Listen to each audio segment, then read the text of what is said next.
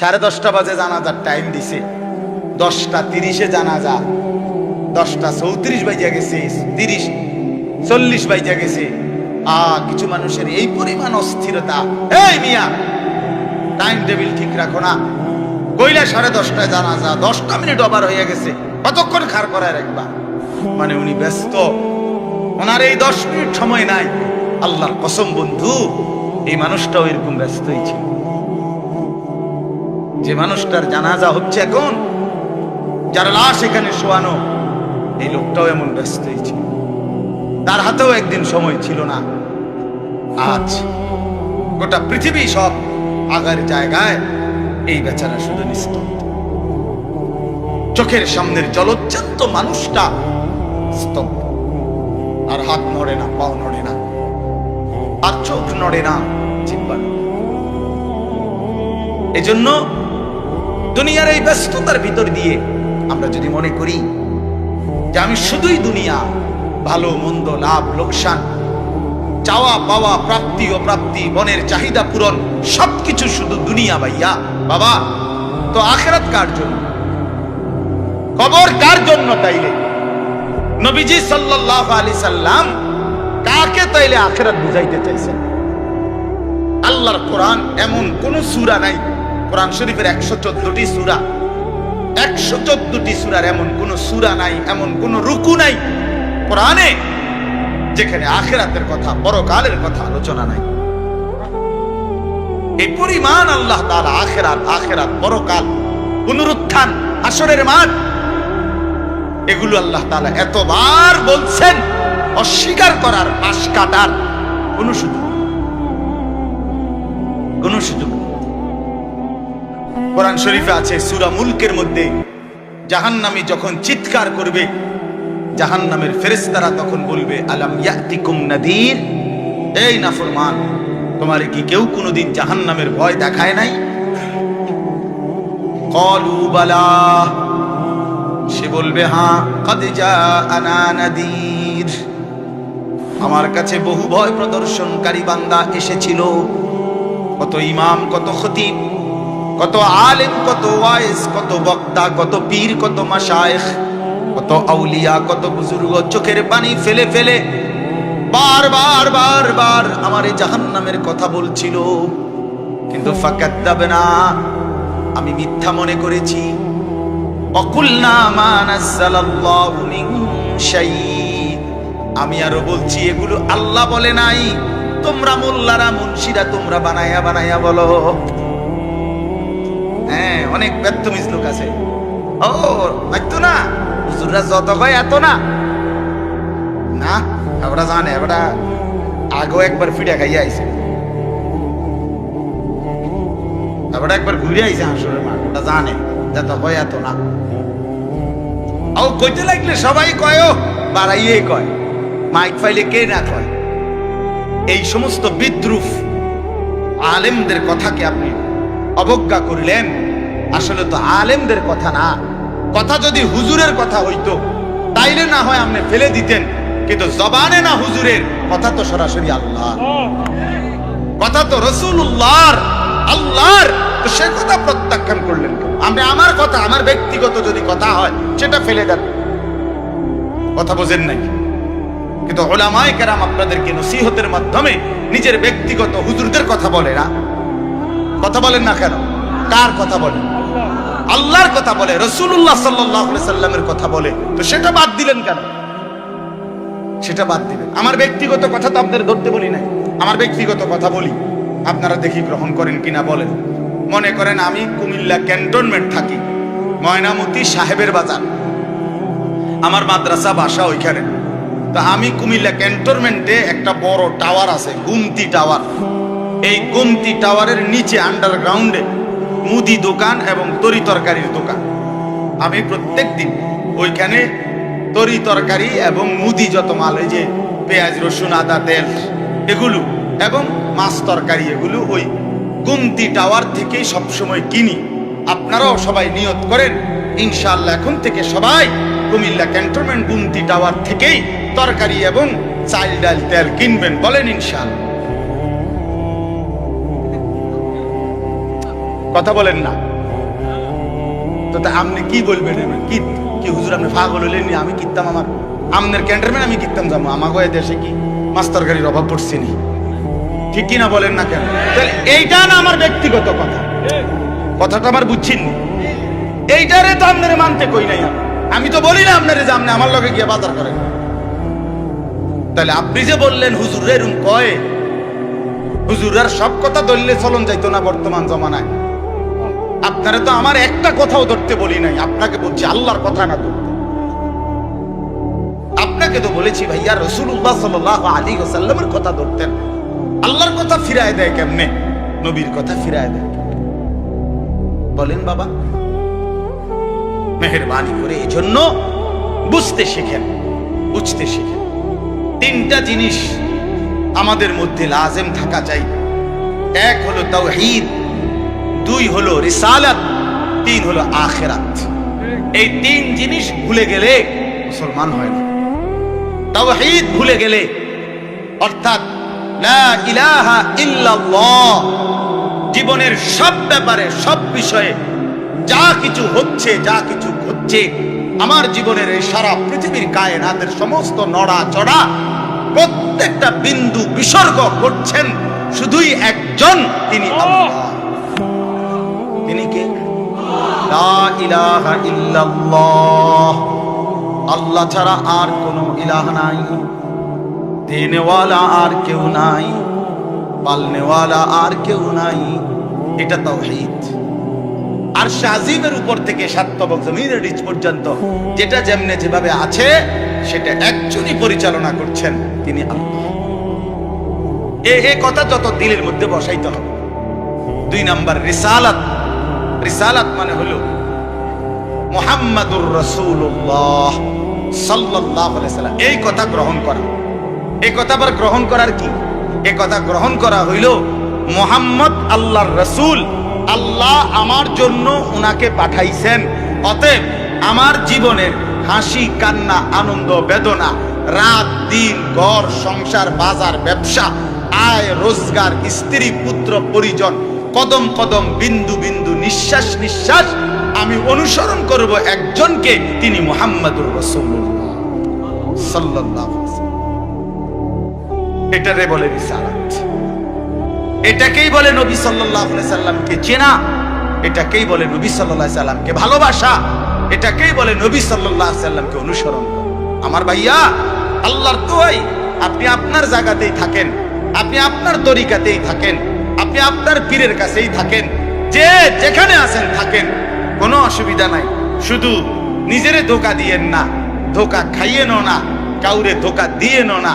আল্লাহ রাসূল বলছে আল মুমিনু লা ইয়াখদাউ ওয়া লা ইউখদাউ। খেয়াল করে শুনেন এই কথাটা। মুমিন, নবীজি বলছে, কোন ঈমানদার কাউকে ধোঁকা দেয় না। খোদার কসম নবী বলছে ঈমানদার ধোঁকা খায়ও না। লা ইয়াখদাউ অর্থ সে ধোঁকা দেয় না, ওয়া লা ইউখদাউ অর্থ নিজেও ধোঁকা খায় না। অতএব রাসূলুল্লাহ সাল্লাল্লাহু আলাইহি সাল্লামের সাথে সম্পর্ক, ভালোবাসা, মহব্বতের সবটা 100 অনুসরণের মাধ্যমে, অনুসরণের মাধ্যমে, অনুসরণের মাধ্যমে। চেহারায় যার দাড়ি নাই সে রাসূলকে ভালোবাসে না, ঘরে যার স্ত্রী বেপরদা সে রাসূলকে ভালোবাসে না, উপার্জনের মধ্যে যার হালাল নাই সে রাসূলকে ভালোবাসে না, জীবনে যার সুন্নত তরিকার অনুসরণ নাই সে আল্লাহর রাসূলকে কশিন কালেও ভালোবাসে না। ভালোবাসে বললে এটা ভালোবাসার নামে ধোঁকা, মিথ্যাবাদিতা ছাড়া আর কিচ্ছু। হ্যাঁ, হাসরের ময়দানে মার খাইয়েন না, ধরা খাইয়েন না। কথা বুঝছেন না? এখানে গাছ জোর দেখাইয়া হয়তো আমনে চিৎকার দিয়া হুঙ্কার দিয়া এই কইয়া সেই কইয়া খাইয়া দাইয়া বিরানিয়ে খিচুড়িয়ে মিল্লা পার হইয়া গেলেন আর কি। কিন্তু কবর আখেরাত এত সোজা না। আখেরাত হাসরের মাঠ মামুর বাড়ি না, হাসরের মাঠ নানার বাড়ি না, আমনের চাচার শ্বশুর বাড়ি না। হাসরের মাঠ সেই মাঠ ১৬ লক্ষ আম্বিয়া, আদম থেকে মুহাম্মদ সাল্লাল্লাহু আলাইহি সাল্লাম পর্যন্ত সমস্ত নবী রাসূল যে মাঠের ভয়ে আল্লাহর কাছে দিবানিশি কাঁদছেন, সেই মাঠের নাম হাসরের মাঠ। সব নবী, সব নবী আল্লাহর কাছে হাসরের মাঠের ব্যাপারে দোয়া করছে। আমাদের নবী সাল্লাল্লাহু আলাইহি সাল্লাম পর্যন্ত যার কোনো গুনাহ নাই, যিনি নিষ্পাপ, সেই নবীজি পর্যন্ত 5 ওয়াক্ত নামাজের পরে সব আলেমদেরকে জিজ্ঞাসা করেন, নবীজি নিয়মিত 5 ওয়াক্ত নামাজের পরে দোয়া করতেন, আল্লাহুম্মা হাসিবনি হিসাবান ইয়াসীরা। আল্লাহ, হাসরের মাঠে আমার ভয় লাগে, আপনি আমি মুহাম্মদের, আপনার বন্ধুর হাসরের মাঠের হিসাব সহজ করে দিয়ে। নিজের ব্যাপারে বলছি। এই জন্য বাপ রাগ হইয়েন না। 1 নম্বর তাওহীদ, কলিজার ভিতরে ঈমান মজবুত করতে হবে। 2 নম্বরে রিসালাত, জিন্দেগীর মধ্যে রাসূলুল্লাহ সাল্লাল্লাহু আলাইহি সাল্লামের অনুসরণ নিশ্চিত করতে হবে। নিশ্চিত করতে হবে। কেন মিসওয়াক করেন না? আপনি জানেন নবীজি মিসওয়াক করতেন, এই জন্য করেন। কেন দস্তরখান বিছায়া খানা খান না? আপনি জানেন, শুনছেন যে নবীজি সাল্লাল্লাহু আলাইহি সাল্লাম দস্তরখান বিছায়া সমান জায়গায় খানা খাইতেন, এই জন্য আপনি ইচ্ছা করে এটা বিছান না। কারণ আপনার কলিজার ভিতরে সিদ্ধান্ত, আমি মুহাম্মদুর রাসূলুল্লাহ সাল্লাল্লাহু আলাইহি সাল্লামের বিরোধিতা করি। কেন আপনি দাড়ি কাটেন? কারণ আপনি শুনছেন নবীজি দাড়ি লম্বা করতে বলছে, এই জন্য আপনি এটা বুঝাইলেন। রাসূলুল্লাহ সাল্লাল্লাহু আলাইহি সাল্লাম আপনি কইছেন, আচ্ছা আমরে দেখাবো, আমরে দেখান। আপনি জানেন, হ্যাঁ হ্যাঁ, আপনার বাম পাও দিয়ে ঢুকতে বাথরুমে টয়লেটে মনে থাকে না। কেন মনে থাকে না? আপনি জানেন না এটা নবীজি বলছে। কথা বলেন না, নাকি ওই কাউমি মাদ্রাসার হুজুররা কইছে? কথা বলেন না। মিসওয়াক এটা রাসূলুল্লাহ সাল্লাল্লাহু আলাইহি সাল্লামের সুন্নাত না কওমি আলেমদের সুন্নাত? কথা বলেন না আপনারা। তো এটা করেন না কেন? কারে ওয়াহাবি বলেন? কারে গালি দেন? কেন গালি দেন? কি বুঝে গালি দিলেন? কেন বললেন? বলেন, কি অপরাধের কারণে আমি রাসূলের দুশমন হব? কেন? আমি মিসওয়াক করি এই অপরাধের কারণে না? কথা বলেন না কেন? আমি দাড়ি রাখছি দেখে এই অপরাধের কারণে? কোন আমার স্ত্রী পর্দানশীল, আমার মেয়ে পর্দা করে, আমার ঘরে টেলিভিশন নাই, আমার রোজগারের মধ্যে আমি হারাম করার চেষ্টা করি না, তো সব ক্ষেত্রে রাসূলুল্লাহ সাল্লাল্লাহু আলাইহি সাল্লামের সুন্নাতের উপরে চলার চেষ্টা করলাম, তা আমি রাসূলের দুশমন কেন হলাম? আমি বুঝাইলাম, আমি বলতে মানে আপনি যে কোনো একজন আলেমে দ্বীনকে আপনি কেন নবীর দুশমন বলবেন? এত বড় জুলুম কেন করেন? এত বড় কেন জুলুম করেন বাবা? চা দোকানে বসে একজন আলেমের বদনাম করলেন, আপনি আন্দাজ করলেন একজন আলেমের ইলমের কদর কত? আমরা কিতাবে স্পষ্ট পড়ছি, সারা পৃথিবীর ইমানদারের সমস্ত বন্দিগি আর আল্লাহর রাস্তায় জিহাদ, এই দুইটার পার্থক্য কতদূর?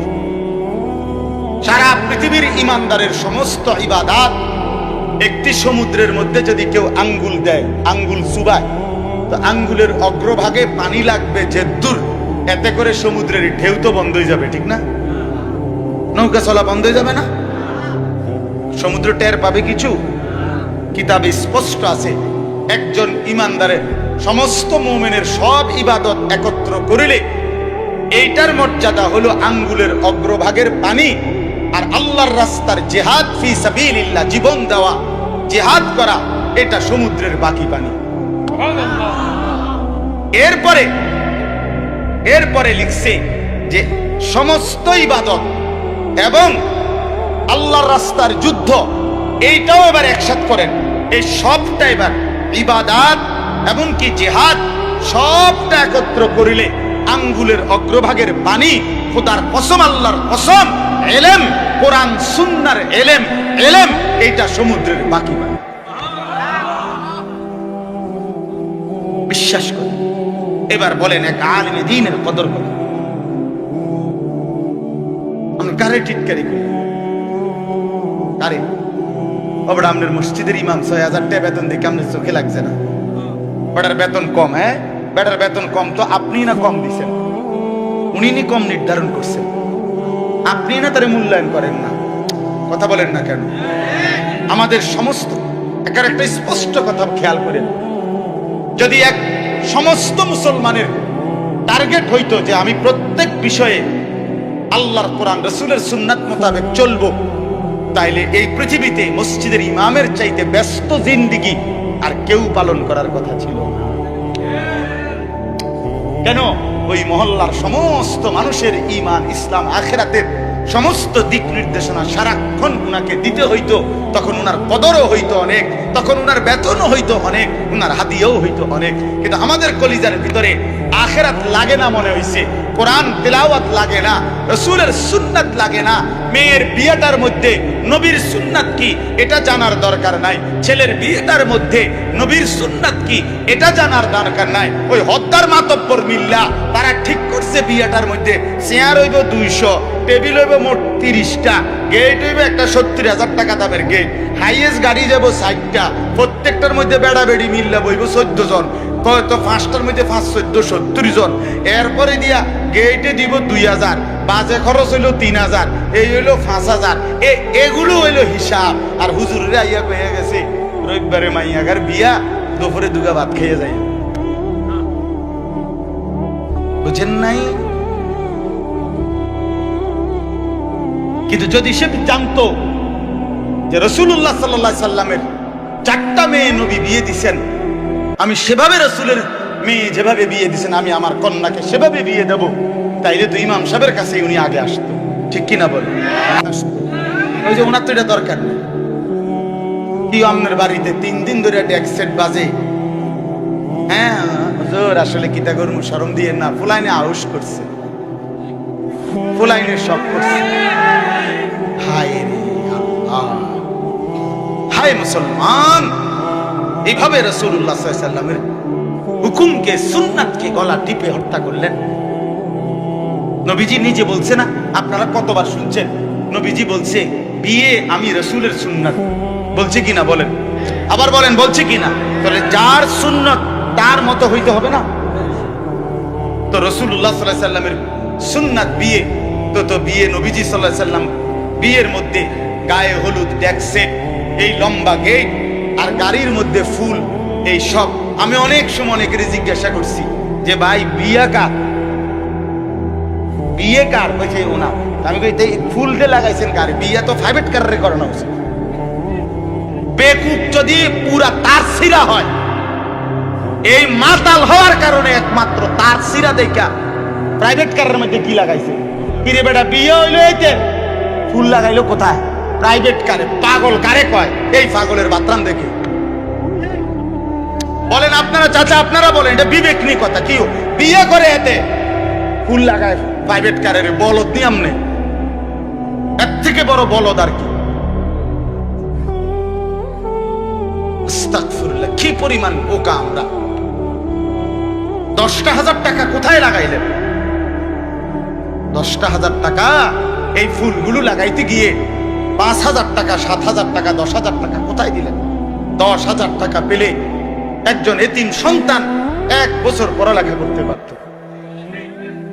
10,000 টাকা পেলে একজন বিধবা নারী হয়তো তার 2 মাসের চাল ডাল কিনতে পারত। আর আপনি বিয়ের গাড়িটা সাজায় নিয়ে গেলেন,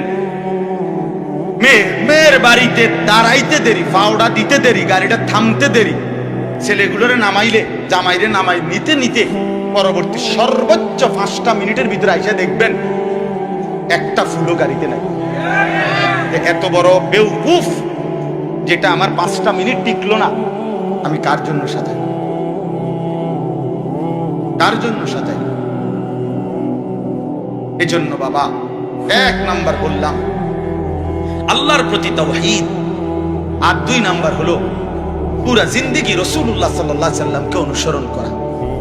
3 নাম্বার হলো আখিরাত। সবকিছুর ক্ষেত্রে ফিকির করবেন। আপনি আমি সবাই মৃত্যুর মাধ্যমে আখিরাতের দিকে যেতে হবে। কিসের দিকে? হ্যাঁ, মৃত্যু মানে শেষ না, মৃত্যু মানে সমাপ্তি না, মৃত্যু মানে শেষ না বাবা। মৃত্যু মানে আখিরাত, পরকালের জিন্দেগি, পরবর্তী অধ্যায়, নতুন অধ্যায়ের শুরু, নতুন অধ্যায়ের শুরু। এই জন্য আখিরাতকে ভুললে জীবনের কোনো অর্থ থাকে না। আখিরাতকে ভুললে মানুষ আর মানুষ থাকে না।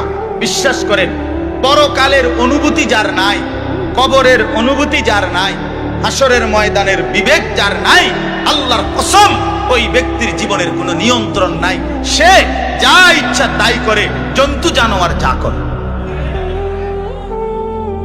সমস্ত মানুষ যারা অপরাধ থেকে বেঁচে থাকে এবং পুণ্য কর্ম উত্তম কাজে লেগে থাকে, তার একটা মূল ফিকির তার কলিজার ভিতরে এটা আছে, আমি গুনাহ থেকে বাঁচতে হবে, আমি নেক কাজ করতে হবে।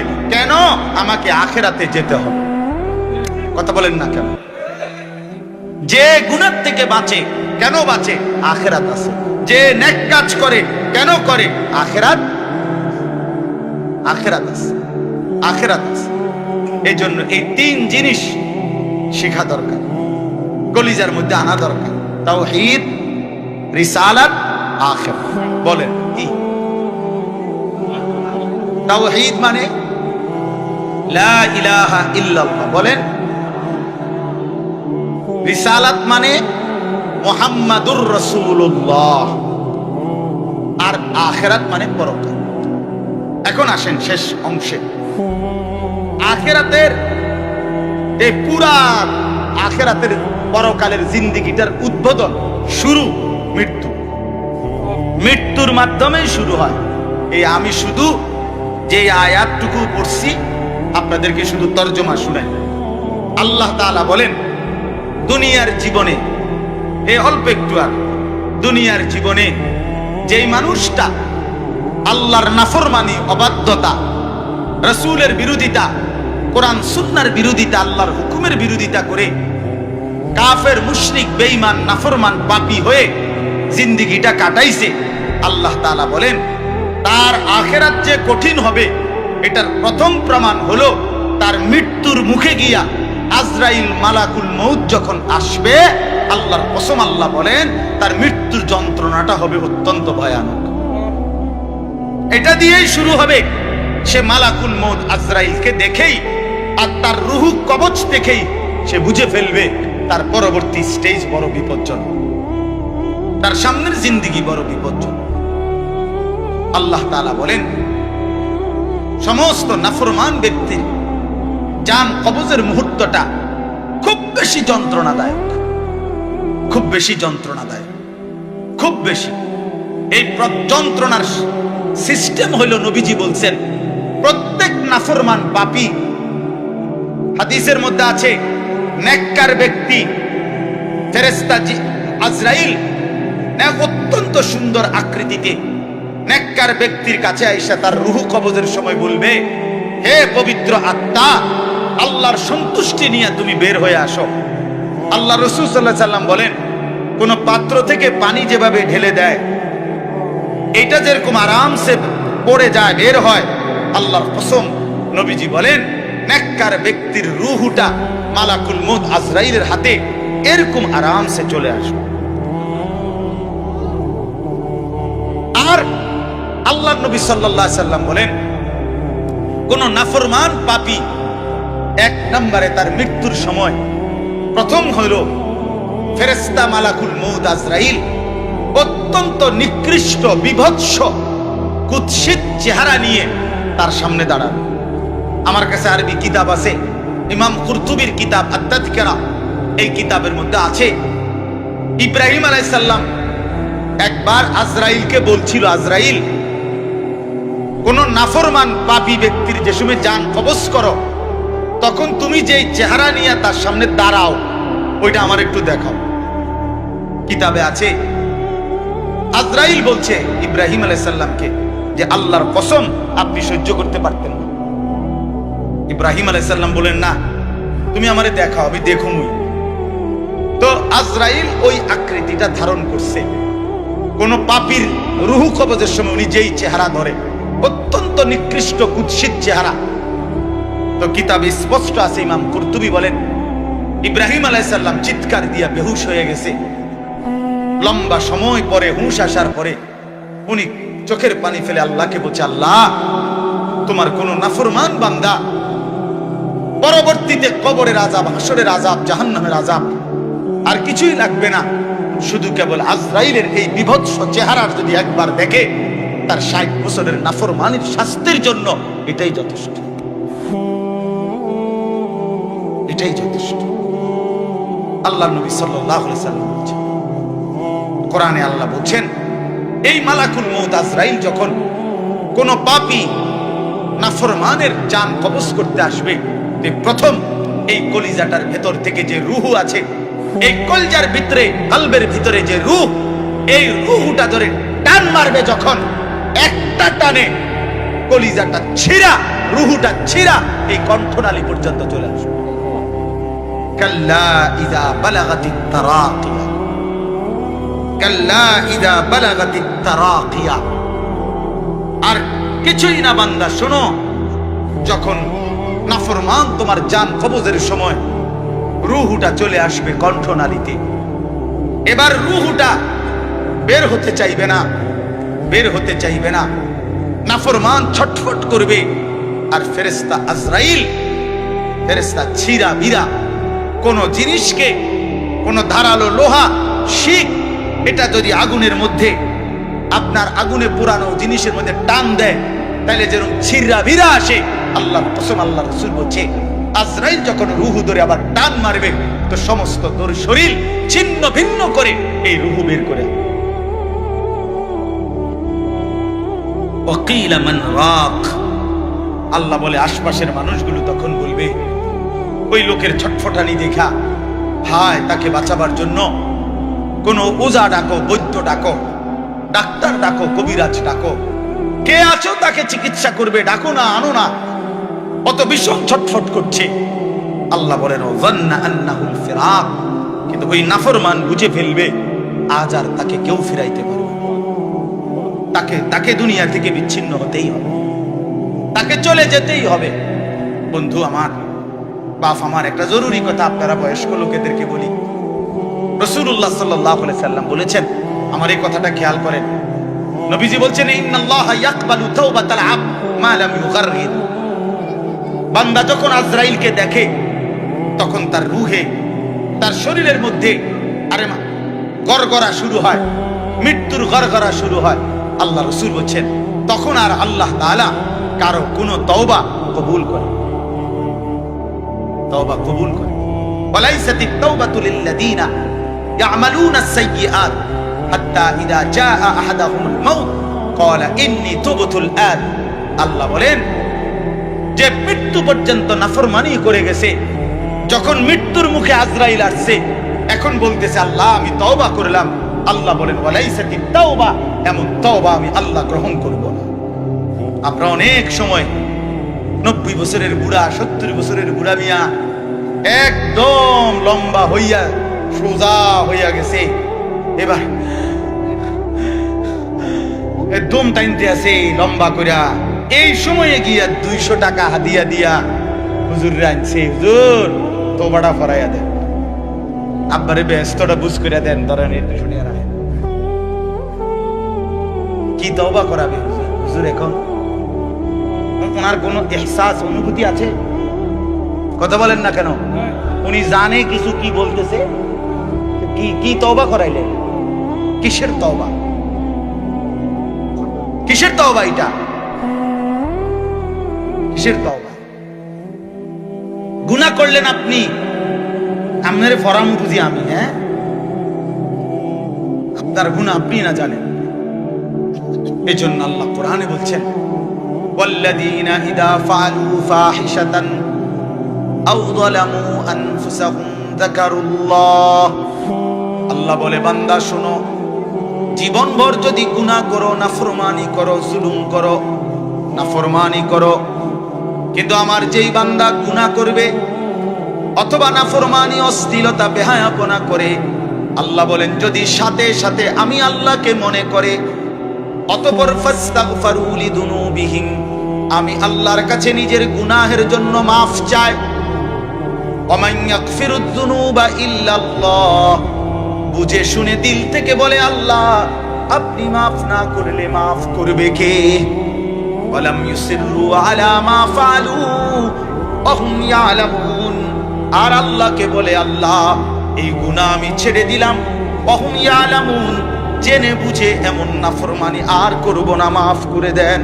খোদার কসম, আল্লাহ বলেন, বুঝে শুনে আমার বান্দা যদি গুনাহ ছেড়ে দিয়ে আর করবে না, ওয়াদা দিয়ে আমি আল্লাহর কাছে চোখের পানি ফেলে মাফ চাই। এবার গুনাহ যদি আসমান পরিমাণও হয়, আমি আল্লাহ ওয়াদা করলাম বিনিময়ে পুরা মাগফিরাত দিয়ে দেব। উলাইকা জাযাউহুম মাগফিরাতুম মির রাব্বিহিম, পুরা মাফ। তো শর্ত হইল বান্দা আর করবা না, ওয়াদা দিতে হবে, গুনাহগুলো ছেড়ে দিতে হবে। আমনের কলজার ভিতরে হইলো আমনে কোনো সুদের দিয়া ছাড়তেন না, আমনে কোনো বিড়িখানা ছাড়তেন না, আমনে কোনো সাদওয়ানের টেলিভিশন সাউন্ড বন্ধ করতেন না। আমনে হুজুরের লগে যে ডোলেন, আস্তাগফিরুল্লাহ রাব্বি, আমনে কীর্তন লরেন, আমনের পকেটে যে বিড়ি, আমনের লেগে যে সাদওয়ানের টেলিভিশন লইয়া বইয়া রইছে দোকানদার, আমনে লরেন কীর্তন, কি এর তওবা করেন কার কাছে? আল্লাহ বোঝে না? কথা বলে না? হ্যাঁ, আল্লাহ জানে না? এটারই নি কয় তওবা। টেলিভিশনের দিকে চাইয়া চাইয়া কর তওবা তওবা তওবা তওবা। আরে কিতে রে বাবা রে, দেশটার মধ্যে কি শুরু হইল? আপনি যেটি চাইতে আছেন এটি শুরু হয়েছে। আস্তাগফিরুল্লাহ, আস্তাগফিরুল্লাহ। এই জন্য বাবা, জওয়ান হন, বৃদ্ধ হন, গুনাহ ছাড়তে হবে এখন। কখন বলেন? ওই বাবা বলেন না কখন? এখন এখন এখন, আজ। গুনাহ করলেন যখন, ছাড়বেন কখন? দিল, দিমাগ, আকল, হুঁশ আছে যখন। এটা মনে রেখে আল্লাহ তাআলা বলেন, ওয়াযান্না আন্নাহুল ফিরাক। আশপাশের লোকজন তো ডাক্তার কবিরাজ লইয়া ডাকাডাকি করছে, কিন্তু সে বুঝে ফেলছে তাকে দুনিয়া থেকে আলাদা হবে, আর থাকতে পারবে না। ওয়ালতাফাতিস সাকু বিসাক। আল্লাহ তাআলা বলেন, ভয়ে আর আতঙ্কে নাফরমান পাপী জান কবজের সময় তার দুইটা পাও মিলাইবার মতো ক্ষমতাও আর তার থাকবে না। পায়ের দুইটা গোছা, গোড়ালি, এইটা পর্যন্ত কুদুর লাগানো অথবা সরানো এই ক্ষমতাটাও থাকবে না। এতটা ভয়ে আতঙ্কে পাও নিয়ে পড়ে থাকবে যে পায়ের গোছা, গোড়ালিটা পর্যন্ত নাড়াইতে পারবে। ইলা রাব্বিকা ইয়াউমাইদিনিল মাসাক। আর এই অবস্থাতেই তাকে আল্লাহ তাআলার কাছে পৌঁছতে হবে। কার কাছে বলেন না? এবার দেখেন এই কথাটা ছেলেরা তোমরা শোনো, শুনো, চাচারাও শোনেন, নওজোয়ান তোমরাও শোনো। চারটা আয়াতে কোরআনুল কারীমে আল্লাহ বলছেন, মোট 4 জায়গায়, যে আল্লাহ বলছেন মৃত্যুর যন্ত্রণা নাফরমানের অত্যন্ত কঠিন। এই জান কবজের সময় একেবারে সব সিরালাবে। তো এইটা আল্লাহ বলছেন মৃত্যুর যন্ত্রণা সবচেয়ে বেশি কঠিন। যে মৃত্যুর রুহু কবজের, এটা কার হবে? কার জান কবজের সময় যন্ত্রণা হবে কঠিন? আল্লাহ বলছেন, ফালা সাদ্দাকা ওয়ালা ইলা রাব্বিকা ইয়াউমাইদিনিল মাসাক ফালা সাদ্দাকা ওয়ালা সাল্লা। কেন মৃত্যু যন্ত্রণা হচ্ছে? কেন তার রুহুটা ছিঁড়া বিড়া নিতেছে? আল্লাহ বলেন কারণ হলো আমার এই নাফরমান বান্দা 1 নম্বরে আমি আল্লাহর কথায় বিশ্বাস করে নাই, 2 নম্বরে ওয়ালা সাল্লা 5 ওয়াক্ত নামাজ আদায় করে।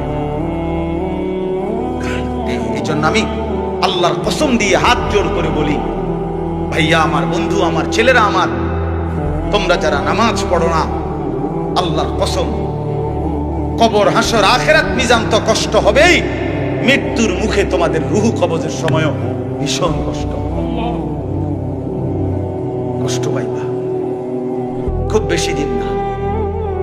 ফালা সাদ্দাকা ওয়ালা সাল্লা ওয়ালাকিন কাযাবা ওয়া তাওয়াল্লা। আল্লাহ বলেন বরং সে আমার কথা মিথ্যা মনে করেছে, আর আমি আল্লাহর হুকুম থেকে মুখ ফিরাই দিয়েছি। আমি বলি ডাকি এদিকে, সে যায় ওদিকে। আজান হয় মসজিদে, নাফরমান যায় বাজারে। মসজিদে জামাত চলে, নাফরমান চা দোকানে বসে বসে গপ মারে। হ্যাঁ, ওয়ালাকিন কাযাবা ওয়া তাওয়াল্লা। এরপরে আরো সাংঘাতিক কথা বলছে আল্লাহ, সুম্মা যাহাবা ইলা আহলিহি ইয়াতামাত্তা। আল্লাহ বলেন আমারে তো বিশ্বাস করে নাই, নামাজ পড়ে নাই, আমি আল্লাহর হুকুম থেকে মুখ ফিরায় নিছে, অথচ বউ বাচ্চা সংসারের মধ্যে গর্ব আর অহংকারের মধ্যে চলাফেরা করছে। অর্থাৎ এই যে নামাজ পড়ে নাই,